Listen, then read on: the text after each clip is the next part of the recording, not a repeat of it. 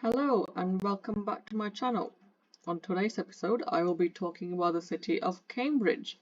If you're new to my channel, welcome. I'm That Merry Couch Potato. I make videos and things I find of interest. You can find my previous video and audio podcasts on my YouTube channel, as well as my podcast channels. I will leave the links for them in the description box. You can also find them on my YouTube channel as well. Should you wish to much rather listen to my voice than to see the videos. Today's episode will be on Cambridge. It's the eighth episode, I think eighth episode of my History Musing series. It's a series I started back in December 2020, and I've been 2022, yeah, and I've been using Google Maps to show places I've been to visit, say some things about the history of it, and show you places of interest that you should definitely visit if you get a chance to go there. So just before we start today's episode, I would like to mention that I've only been to Cambridge once, and it was for a day trip. So I didn't actually get a chance to go to any of the museums that's dotted around. I did, however, try out one of the things that you should definitely do. I'll mention it more as we go along, and it was just another nice way of seeing the city from a different angle as opposed to just walking or taking the sightseeing bus. So let's begin. So Cambridge is a university city and the county town in Cambridgeshire. Cambridgeshire is the province or the county or the state or voivodeship, and Cambridge is the second city in Cambridgeshire, and Cambridge actually gives the name to the county. The biggest city is Peterborough. I would also recommend visiting if you wish to go there. It's most commonly known as a train stop or main train stop, as it links, London to quite a good portion of the north and the east of England. So definitely recommend visiting, as it's got a big cathedral that I hear is very, very pretty to see. So Cambridge, back to Cambridge. So like I said, it's the second biggest town in city rather in Cambridgeshire. Cambridge, it actually got its city charter officially in 1951. It did have its charter, the first town charters back in 12th century. The modern status wasn't actually conferred until 1951. It's a unique city in the fact that it has no cathedral, along with just like Birmingham. It used to be in the UK, to be considered a city, you had to have a cathedral as well as a royal charter from the monarch to say that your city is officially a city. However, that's not always the case. Cambridge has its royal charter that, like I mentioned, he received in 1951.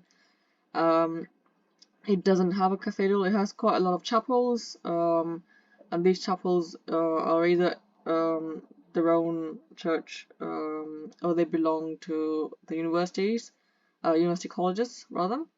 But the nearest cathedral that you can see if you do want to see cathedrals is in Ely, which is just slightly north of Cambridge, or you can go to Peterborough as well, should you wish to just see religious buildings. So the city, Cambridge, is located on the River Cam. That's the main river that flows through Cambridge. I believe in total the river runs for around 69 kilometers, so 43 miles from its furthest source near Essex up until it meets up with the other river that runs through this part of England, and that's the Great Ouse River. So here on the map, the River Cam is the river on the right, and it meets the Great Ouse along this marina called the Fish and Duck, and then the Great River Ouse then continues on past Ely and eventually makes its way to the North Sea after passing through King's Lynn, which I think it's in the Norfolk area. If at any point I'm saying something wrong, please do correct me in the comments. If I missed out any places as well, again, just let me know in the comments so that people can see them and also visit them in the future as well. Because I tend to only mention some of the main places to visit in my videos, and I'm sure there's other places that are of equal interest that we should visit as well. So do mention them on the chat. Sorry, on the comment section. So the population of Cambridge as of 2021 census was around 146,000 people, and the city is approximately 55 miles, so 89 kilometers north of London. So possible to do a day trip rather, sorry, if you happen to live, in between those areas. I don't live in London, but I did do a day trip to Cambridge, and it was sufficient enough to walk around the city and see the colleges, and admire the architecture as well. So Cambridge is actually an important trading center during the Roman and Viking times. There was also evidence of settlements in the area as early as the Bronze Age. So the first town charters were granted in the 12th century, and the modern city status actually came into being officially in 1951. We know the city to be synonymous with the Cambridge University, which was founded in 1209 and consistently ranks as one of the best universities in the world. Some of the buildings include King's College Chapel, Cavendish Library, and the University Library as well, which is one of the largest legal deposit libraries in the world. When you do go to Cambridge, you'll notice that a lot of the skyline is actually dominated by the college buildings, along with the spire from one of the churches, Our Lady and the English Martyrs Church, as well as the chimney from the Addenbrooke Hospital, which is kind of like south here. So let me just show you the chimney for the Addenbrooke Hospital, which is this chimney here. So just a bit about the Our Lady of the English Martyrs Church.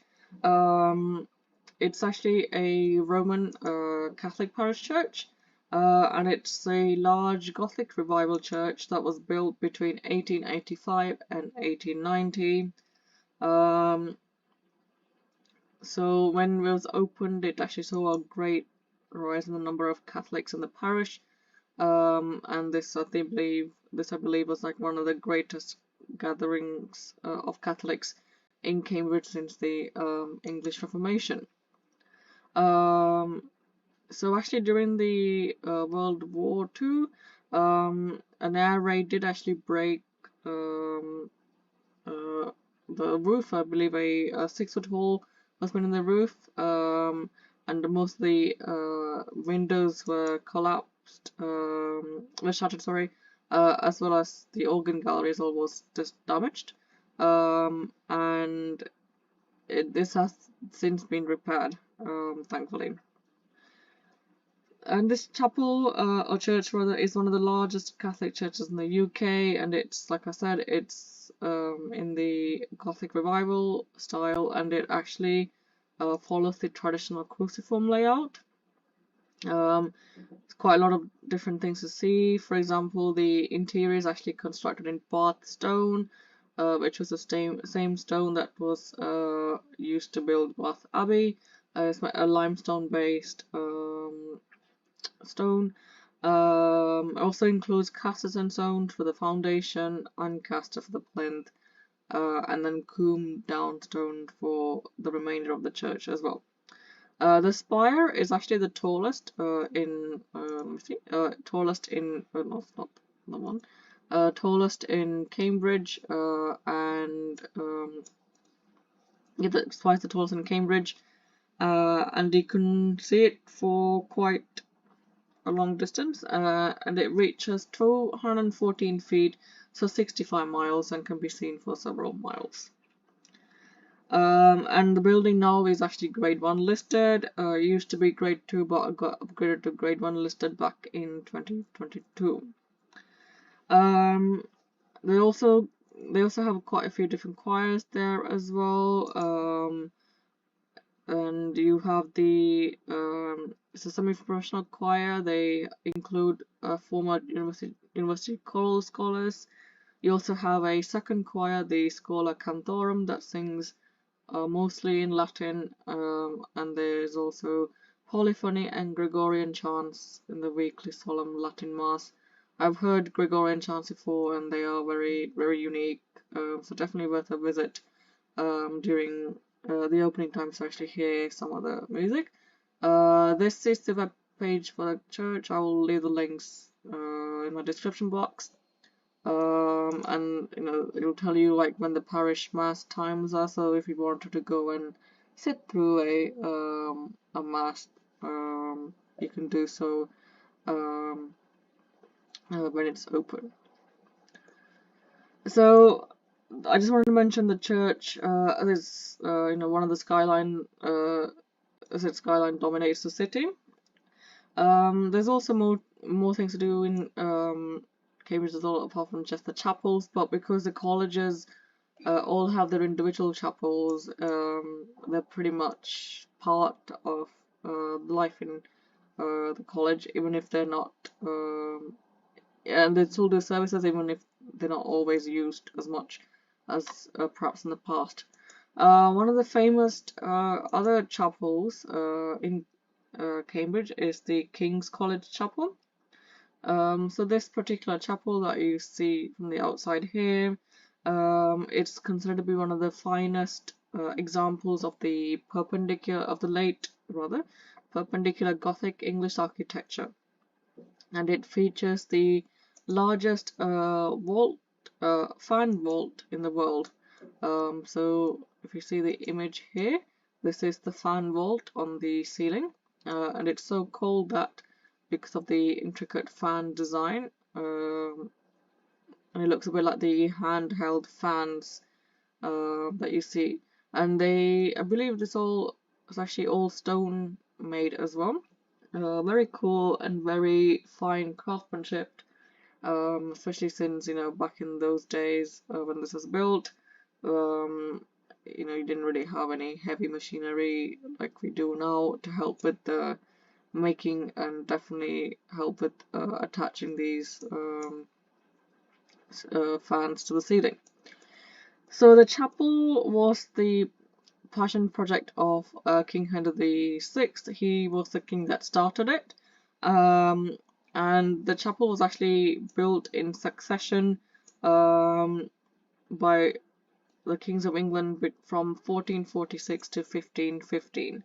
And during that time, it also spanned the War of the Roses that followed it. So Henry VI, I believe, was disposed, and I think in his place, Edward IV took over, and I think, yeah, and Edward the Fourth family then continued the line, and I think he died in the Tower of London in 1471, possibly killed, or possibly like died in his own circumstances. We don't quite know. And like I said, he started the chapel, and he was the first person to lay the first stone of the chapel as well, and that was laid on the first feast of St. James the Apostle, 25th of July 1446. By the end of the reign of Richard III in 1485, 5 bays have been completed, and I think that timber roof was also erected as well. The king who I think pretty much completed it was Henry VIII, and he left money for the work to be paid even after his death as well. And by 1515, when King Henry VIII was in power, the building was complete, but the windows were yet to be made. And I believe the stained glass windows rather, were not completed until 1531, and the early Renaissance screen, rood as in R-O-O-D. I think that's how we pronounce it. Again, correct me if I'm wrong. It just seems like a strange name to say for a church. 'Cause I feel like I'm saying the word R-U-D-E. But it's definitely the R-O-O-D spelling, Renaissance rood screen. This was erected in 1532 to 36. The chapel is still an active house of worship even to this day, and it's actually the home of the King's College Choir. The chapel is actually a landmark, and it's commonly used symbol of the city of Cambridge. So this choir, King's College Choir, is one of the most accomplished and renowned choir that still keeps up to date with the choral tradition, so the English choral tradition. It was created by Henry the Sixth, the king that founded King's College. He wanted the choir to provide daily singing in his chapel, and that still remains the task of the choir to this day. And the choir tends to enroll pupils from the local area. So there's some students that the boy choristers, I think that's around 16 or so of them. They're aged 7 to 13, and they're from the local school, the King's College School, and I think the adult choral scholars are from the university. Again, correct me if I'm wrong, but that's what it says online.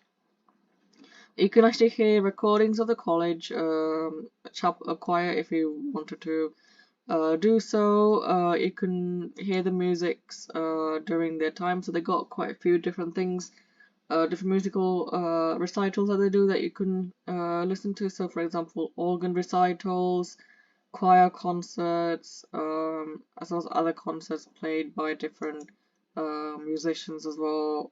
And there's quite like other concerts that happen as well, so do check them out if you're in the area. This web page, again, I'll leave the link to it. It also has information about the undergraduate studies and graduate studies for King's College.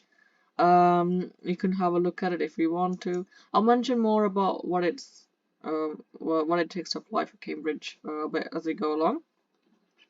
But basically, it's just an overview that Cambridge is a collegiate city, so you apply for the college that you want to study in, and you stay with that college till you graduate.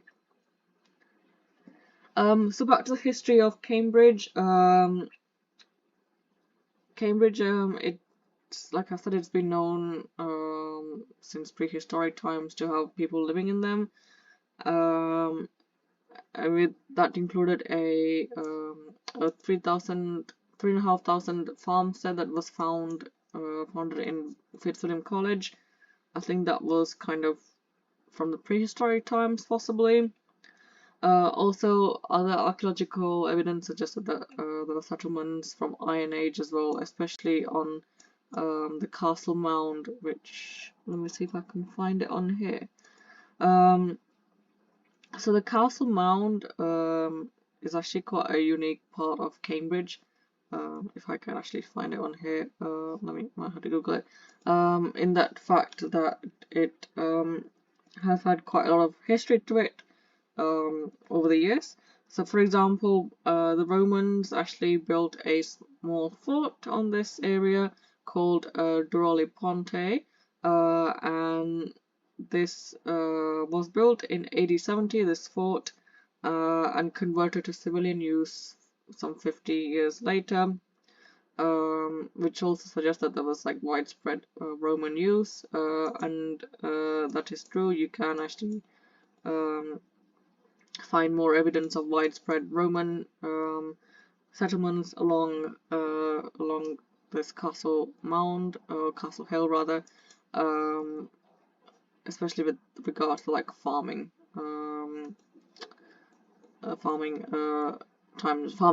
farmsteads rather, sorry, from the Roman times. When the Romans left in 1410, the site was possibly abandoned by the Britons, who took it back. And then there's also evidence for Anglo-Saxon settlements as well. The settlement was also actually on the castle hill, and that later became known as Granta Bridge. Granta Bridge. It's spelled really weirdly in Old English or Middle English. It's spelled as Grantebryce, but I think the pronunciation is Granta Bridge. By Middle English, the settlement's name has changed to Cambridge, deriving from the word Camboricum, meaning passage or ford of stream in a settlement. The reason that name came to be Cambridge came to be, I believe, is because of the strategic location of the castle mound. And you can actually see the river as well from the castle mound just before everything was built, obviously. So this is back in the medieval day before a lot of the a new development existed, where you can see the river a lot more clearly. So Anglo-Saxon goods have also been found here, grave goods rather, which suggested that the Anglo-Saxons had a settlement here. By the 7th century, trade had reduced from Cambridge. However, when the Vikings arrived in 1875, trade picked up again, and the town grew pretty rapidly. And by this point, the center of the city had actually moved from Castle Mount or Castle Hill, as it's sometimes also called, onto the other side of the river. And this area is now, I think, called the Quay side. So yeah. So in 1068, so around 2 years after the Normans invaded from Normandy, William I, or William the Conqueror, as you may know him as, he ended up building a castle on the castle mound. So what you see here, I think, is from the motte of the motte from when the castle was built by William the Conqueror, and Cambridge pretty much became part of his kingdom. So yeah, this is what remains of that castle now. In 1120 and 1131, the first town charter was granted by Henry I, which meant that Cambridge got monopoly of the waterborne traffic and his tolls, and became recognized as a borough court. Now, this building that you see here was actually built, I think, kind of in the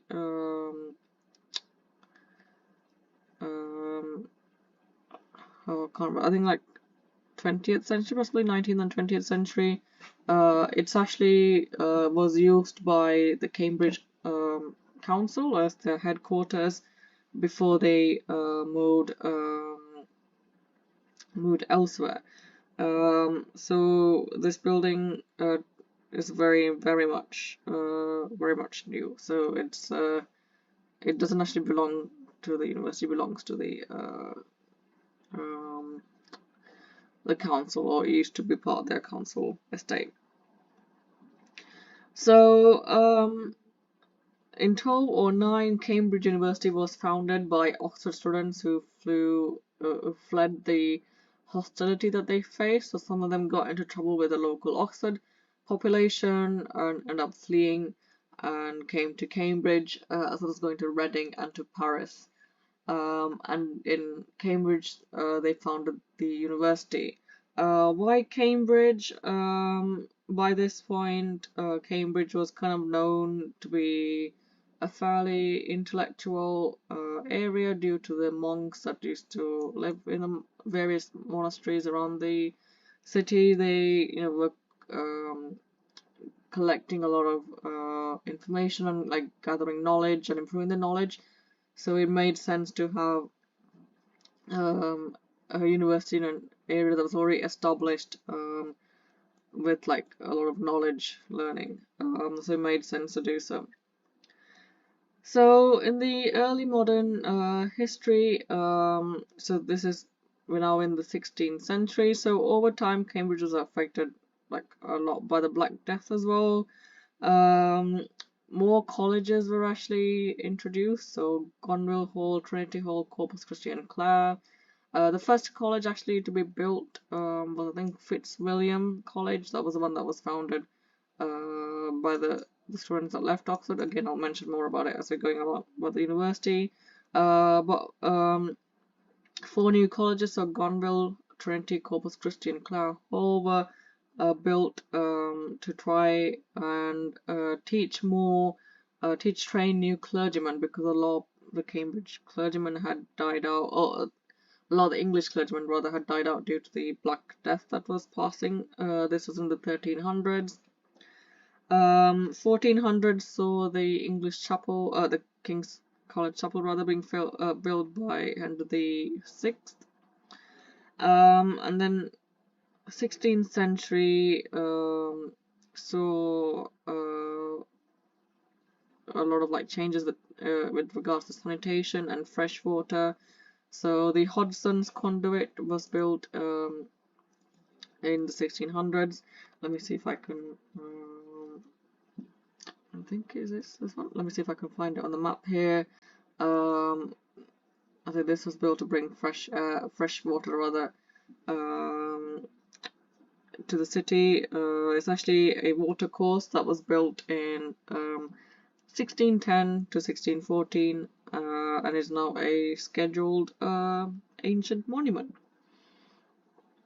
Um, Cambridge also played a significant role in part of the English Civil War, as it was the headquarters of the English Counties Association. So that was an organization administering a regional East Anglian army that became the mainstay of the parliamentarian forces, and that was before the effort to form the new model army. So in 1643, the control of the town was given by Parliament to Oliver Cromwell, who, after Charles I was killed, or executed rather, after the end of one of the Civil War battles, he became the leader of England. Oliver Cromwell was actually educated in Cambridge in Sydney Sussex College. The town's castle was fortified and garrisoned with troops and some bridges being destroyed to aid defend. Um, Although the royalist forces, so the forces that were still loyal to the king, came within 2 miles, so 3 kilometers of the town in 1644, the defences were never used, and the garrison was stood down the following year. In the 19th century, just like other English towns and cities, Cambridge expanded pretty rapidly due to an increase in life expectancy and also the improved agricultural production, which increased the trades in the market. The town also was able to expand, and obviously the Industrial Revolution saw quite a lot of advances in technology and science. So one big advantage that, well, not advantage, yeah, I suppose advantage, but one big construction that came to Cambridge was the railway, that was in 1845, and that was with the opening of the Great Eastern Railway, London to Norwich line. The station was actually outside the town centre, because there was a lot of pressure from the university to restrict travel by undergraduates. And so that also meant there was resistance to the railway as well. So with the railways arriving, there's also associated employment, and lots of areas, especially around the station, were developed pretty well. And the rail link as well to London stimulated a lot of heavier industries, such as the production of brick, cement, and malt. So 1930s to the 1980s saw the city being more increased by several large council estates. This has been quite a big has had quite a big impact, especially around the North City. yeah, and it's still a big industrialized area, as well around the north of Cambridge, sorry. During World War II, Cambridge was an important center for defense of the East Coast. It's not that close to the East Coast, but I suppose it's like second or third line of defense. The town became a military center with an RAF training center and the regional headquarters for Norfolk, Suffolk, Essex, Cambridgeshire, and Huntingdonshire, Hertfordshire, and Bedfordshire, established during the Second World War. The town actually, at that time, it's still a town, escaped pretty well from German bombing raids, which mainly targeted the railway. I believe 29 people still died during that raid, and no historical buildings were damaged. During the war as well, Cambridge served as an evacuation centre for over 7,000 people from London. And I believe in 1944 there was a secret meeting of military leaders held in Trinity College to lay the foundation for the Allied invasion of Europe. So after World War II ended, like I said before, the city got its city charter in 1951 for its recognition of its history, administrative importance, and economic success. So 1960s saw the first shopping arcade being built, and I think that was called Bradford's Court, but that was actually demolished in 2006. But there are now other shopping areas as well that you can go visit should you wish to do so. So the university actually also gained its second university, the city rather, gained its second university in 1992 when Anglia Polytech became the Anglia Polytech University. It was renamed Anglia Ruskin University in 2005 after I think it was named after a professor there. So Anglia Ruskin University was actually originated as the Cambridge School of Art, which was founded by William John Beaumont, who was a fellow of Trinity College at University of Cambridge. It became this was in 1858. Became a university in 1992, and was renamed after the Oxford University professor author John Ruskin in 2005, and it's one of the post-1992 universities. The Anglia Ruskin actually does medicine. However, they have quite a few campuses in the UK, Cambridge being one of them, and the campus that they teach medicine in, is in Chelmsford, which is south of Cambridge. So Cambridge is here, Chelmsford's there, so Chelmsford's not far from London actually. So if you're interested in studying medicine and you think Anglia Ruskin might be one for you, do check it out. Just be aware that it's actually not in Cambridge, the university, the medical school anyway. It's in Chelmsford. Cambridge does have a medical school actually. If you're thinking of applying, just a heads up about the university. And I think now is actually a good time to talk about the university, because the medical course is a bit different. I mentioned medicine because I am a medical student studying in Poland. I did do quite a lot of research into UK universities, and I applied quite a few times, but didn't obviously get in. So for medicine in Cambridge, it's actually a 6-year course. So what they study is it's considered to be a traditional method. And the course actually lasts 6 years in total, and you have 3 years of preclinical studies, and then you have 3 years of clinical studies. And in the first 2 years, you cover all aspects of basic medicine, basic science rather related to medicine, so that seems like, physiology, biochemistry, anatomy. And then secondly, you'll study like pharmacology, pathology, neurobiology, human reproduction, etc. And then you also have dissertations,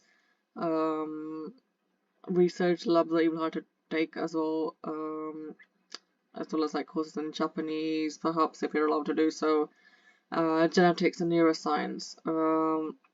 So you're able to do a lot of medical knowledge as well as pick up other things as well, as electives possibly. The only thing is, you don't actually start clinical work in first year in Cambridge. Now, a lot of universities in the UK do that. They start clinical work, so you get to go into a GP surgery, I believe, in the first year, and then definitely clinical work from second and third year onwards. So clinical work is in like taking patient history, drawing bloods, and you get trained to do that from third year onwards. That's what a lot of the more modern, so more PBL, so problem-based learning universities tend to do. Cambridge doesn't do that. You don't actually start going into the hospital until you're in your fourth year. So just that's the main difference between the Cambridge study and the other students and other universities that don't follow this traditional route. So just be aware of that if you're thinking of applying to medicine. So yeah, so that's just a heads up about it. So the university itself started in 1209, and it's the third oldest university in continuous operation. As I mentioned before, the university founded after the arrival of scholars who left the University of Oxford for Cambridge after a dispute with the local townspeople in Oxford. In 1231, so around 22 years after its founding, the university was recognised with the Royal Charter granted by King Henry III. So Cambridge University has 31 semi-autonomous constituent colleges, and there are over 150 academic departments, faculties, and other institutions organized into 6 schools. So schools like School of Medicine, or it'd be School of Health rather, I'm guessing, or School of like Organic and Physical Sciences, School of Psychology, things like that. All of the colleges are self-governing institutions within the university, and they manage their own personnel and policies, and all students are required to have a college affiliation within the university, and I believe that includes both the undergraduate students and the postgraduate students as well. And typical teaching week would involve weekly small group supervisions along with lectures, seminars, lab work, and they would usually take place in your college. The university also has quite a lot of cultural and scientific museums. I think there's around 8 or so. So one of these is the Fitzwilliam Museum, which I did see it somewhere here. Here you go. This museum is an art and antiquities museum. I apologize for my pronunciation of this episode. It's not going so well so far. So basically, it's an art museum, and it was founded in 1816 under the will of Richard Fitzwilliam, and it has one of the best collections of modern art in Western Europe. Has over a 500,000 objects, ranging from art collections that are artworks rather sort of by Monet, Picasso, Rubens, Van Gogh, Rembrandt, Cezanne, Van Dyck, and Canaletto. Admissions is actually free, so definitely worth a visit. And yeah, I didn't get a chance to go to this museum, but I've heard quite good things about it. And it's actually a Grade 1 listed building as well. So definitely worth going, especially since it's free. So after the Fitzwilliam Museum, there's also the Botanical Garden. That's pretty important to visit. Let me just, oh, it's here, right here. So the University Botanic Gardens, it's associated rather, not owned, with the Department of Plant Sciences, and it's around 40 acres or 16 hectares of land, and it's mostly level ground. And it's, has a lot of scientific value and also appreciated by the gardening enthusiast. Has around 8,000 or so plant species from all over the world to facilitate teaching and research. And the garden was actually created in 1831 by Professor John Stephen Henslow, who was Charles Darwin's mentor, and it was actually open to the public in 1846. Random fact, the third highest temperature recorded in the UK was 38.7 degrees, so 101.7 Fahrenheit, and this was recorded on 25th of July 2019 at the Garden. So like I said, the university does a lot of research as well. So for example, they have this new laboratory, the Sainsbury's laboratory, that was built built in 2011, and it was funded by the Chancellor at that time, Lord Sainsbury's, and it has a lot of scientific resources to have highly collaborative and interdisciplinary new research to understand and then to use predictive computational models to understand the dynamic self-organizing properties of plants. This particular lab also houses the University Herbarium, which moved from its previous site, Downing site, in 2011. So definitely worth a visit as well. I will leave a link up for the Botanical Gardens as well, should you wish to go so. I believe this one does actually have ticket prices involved. So just be aware of that before you go. So those are some of the two things that you can see when you're here. Another thing is the Cambridge Library. Let's see if I can find it on here. So Cambridge actually has around 116 libraries that hold approximately 16 million or so books, but 9 million of those are actually in the Cambridge University Library, and this is the main research library, and it's the largest of over the 116 libraries within the university. This particular library happens to be one of the 6 legal deposit libraries, holds around 9 million so items, including maps and street music, and through the legal deposit purchase and donation, it receives around 100,000 or so items every year. And it's pretty unique in the legal deposit library world, in the fact that it actually has a lot of proportion of its material on open access. So that means you don't have to go through a paywall to access research papers, for example. So pretty nice. So the current building, so the occasional building was actually the first original location rather was near the Senate House. However, this particular library was opened in 1934, and it actually took over the site of a former military hospital that used to exist before the library came into being. So definitely worth a visit should you wish to see some of their extensive collections. I have to admit the Bodleian Library was much more impressive, but this architecture is also kind of nice to see. It was very different to what you see of the colleges.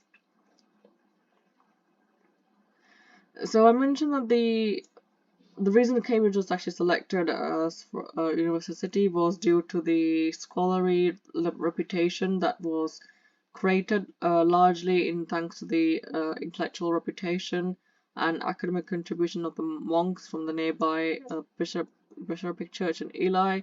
I said it was actually around Cambridge, but it was actually from Ely, the monks are based in, and it was largely inspired by the university founding was largely inspired by an incident at the Oxford University. in which 3 Oxford scholars, as an administration of justice, in the death of a local Oxford area woman, were hanged by town authorities without first consulting the ecclesiastical authorities, who traditionally would be inclined to pardon scholars in such time. During this time, the town's authorities were actually in conflict with King John, and fearing more violence rather from the townspeople. The scholars from Oxford University, they began to leave Oxford for more hospitable cities like Cambridge, Reading, and Paris. And enough scholars already over time took residence in Cambridge, and ended up forming the nucleus for the new university's formation.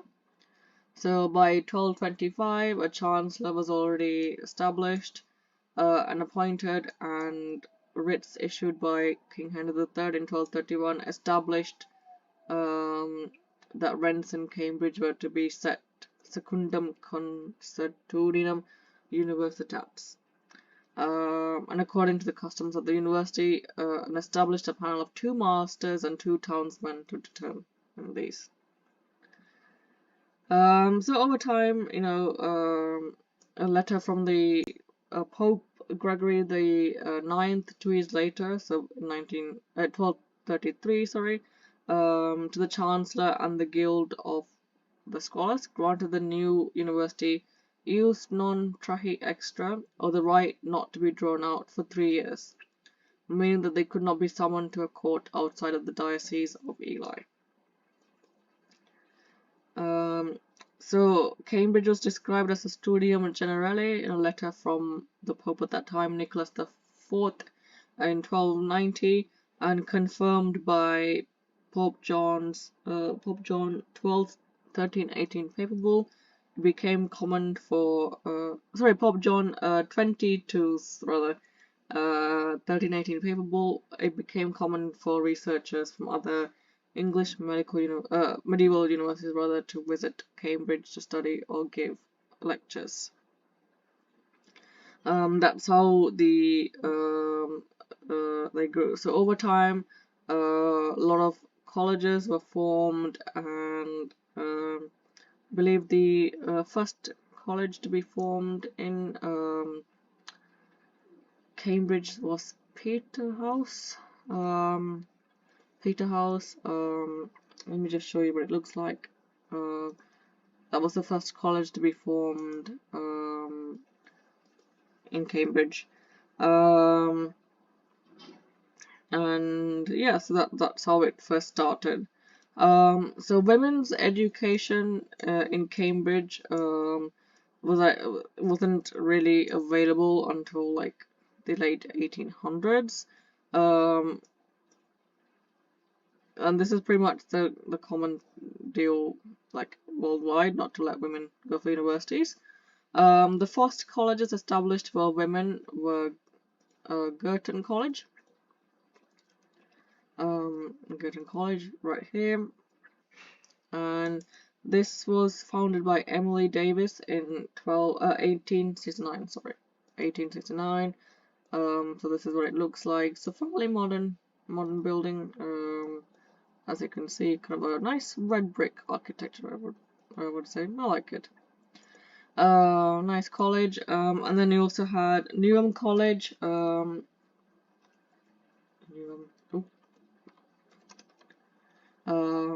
College that was founded in 1872 by Anne Clove and Henry Sidgwick.